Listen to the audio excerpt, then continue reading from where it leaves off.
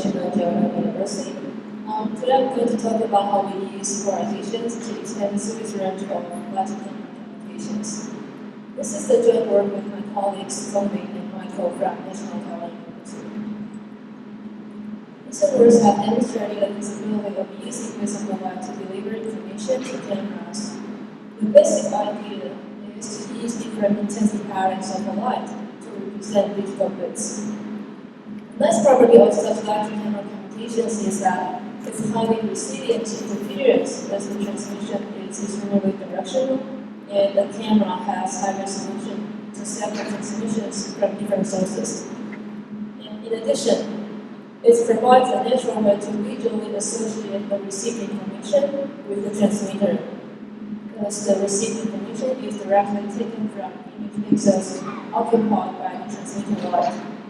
So this new communication mechanism is especially suitable for augmented reality and indoor positioning.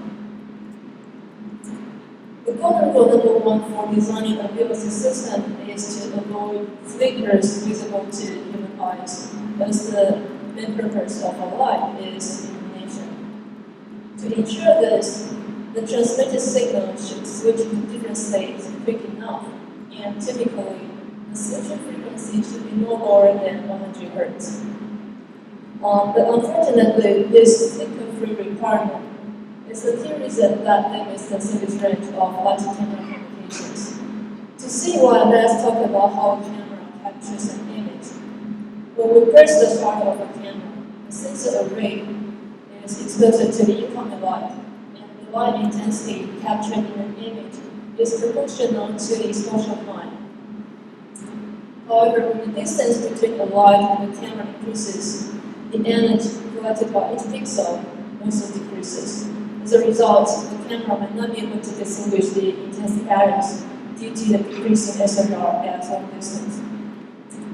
And a simple solution to increase SNR is to extend exposure time. By doing this, the sensors are able to accumulate sufficient energy and improve the contrast of the captured intensity patterns. But you might ask why we cannot just keep increasing the exposure time as the distance gets longer and longer.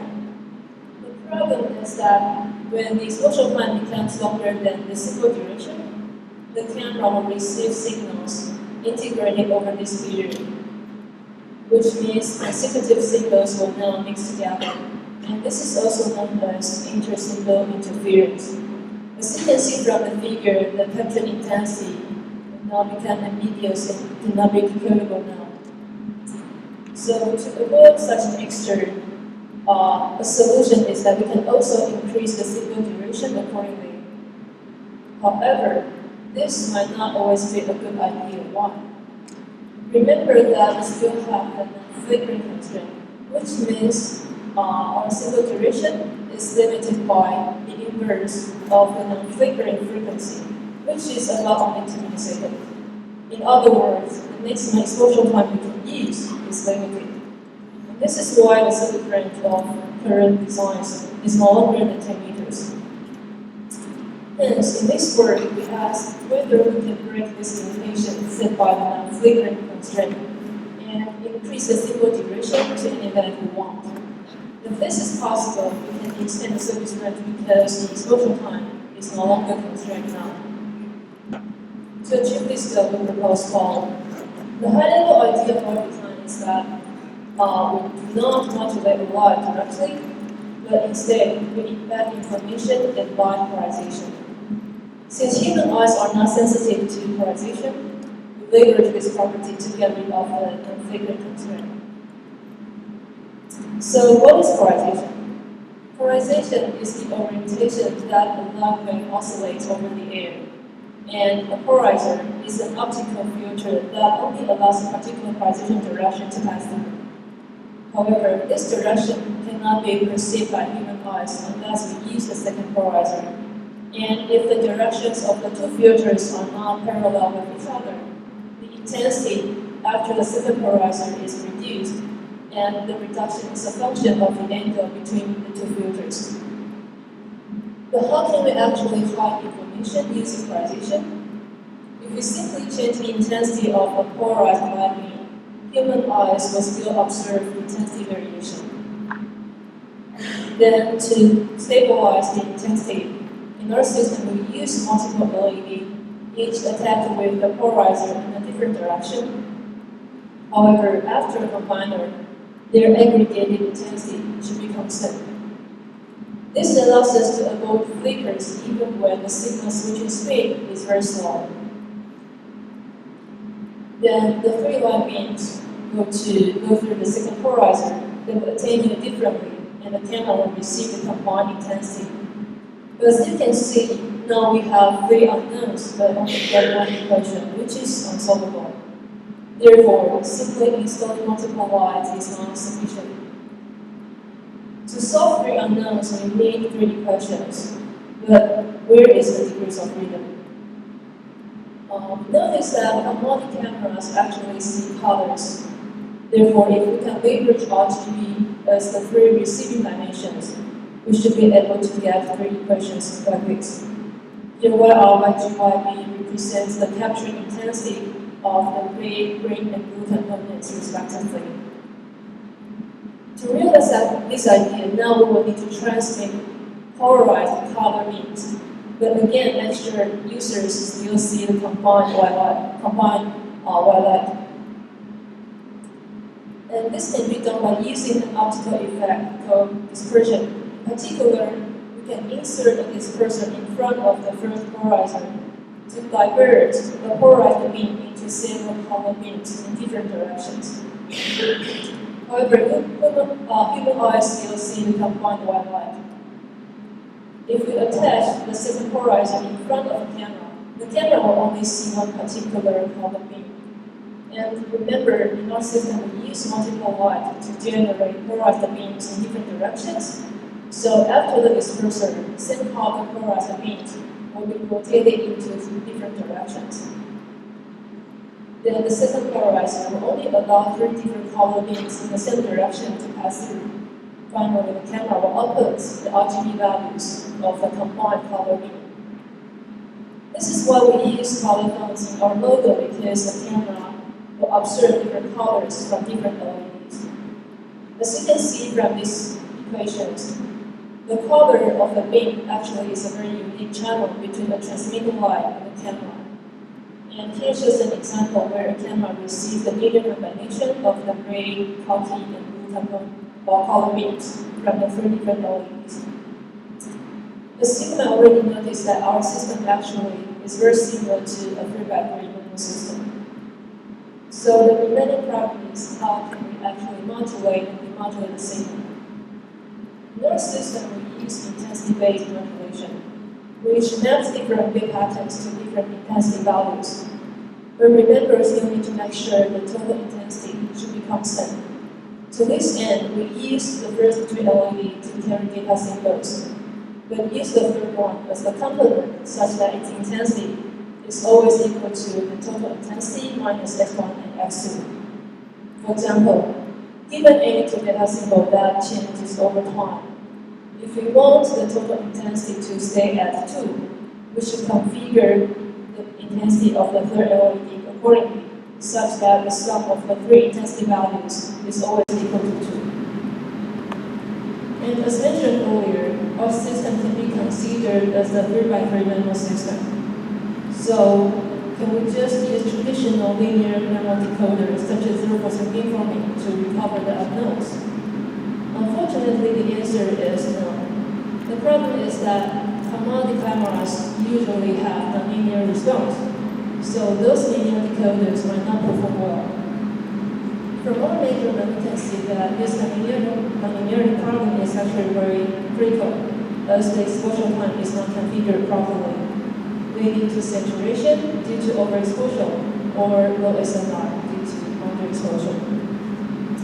So to deal with such nonlinearity, we propose two solutions. One is nonlinear decoding and the other is auto-gain control. But due to the time limitation, I will not go into the details, but only talk about our main ideas.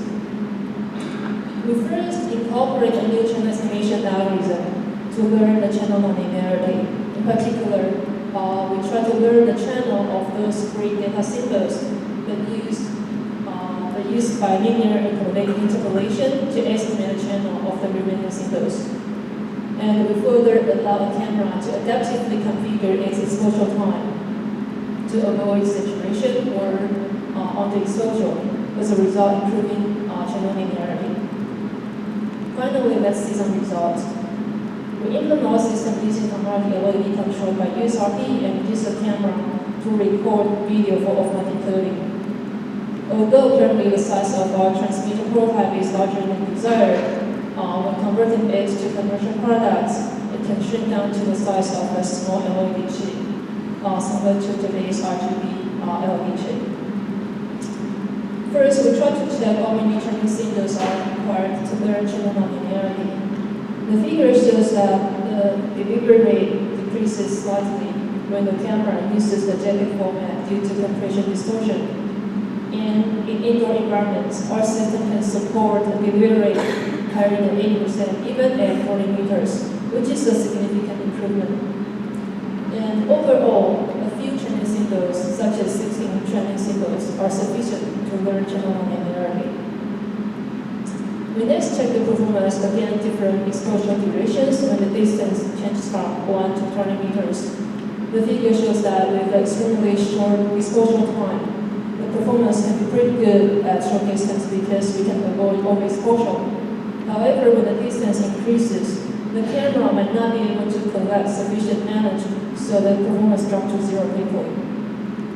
However, when we use a slightly longer exposure time, we can see that the delivery rate drops to 0 at 1 meter, but it can perform well from 3 to 6 meters. Then by testing different exposure durations, we can see each distance actually corresponds to a different optimal exposure time, and a longer distance means a longer exposure duration.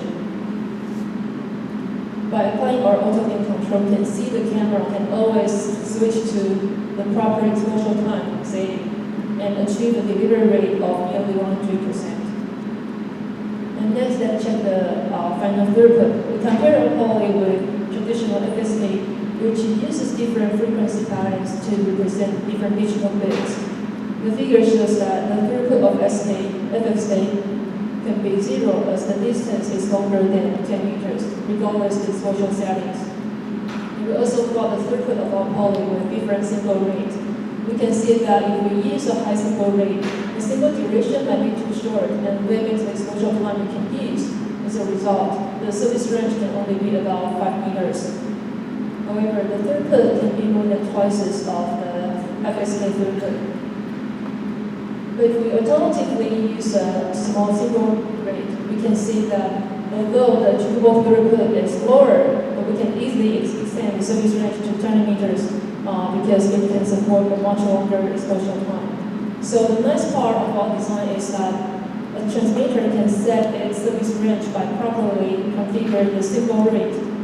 So unlike traditional FSK, which can provide either all or zero performance, our system actually is more like traditional RF wireless, such as Wi-Fi, which provides flexible readaptation according to the dynamic inequality.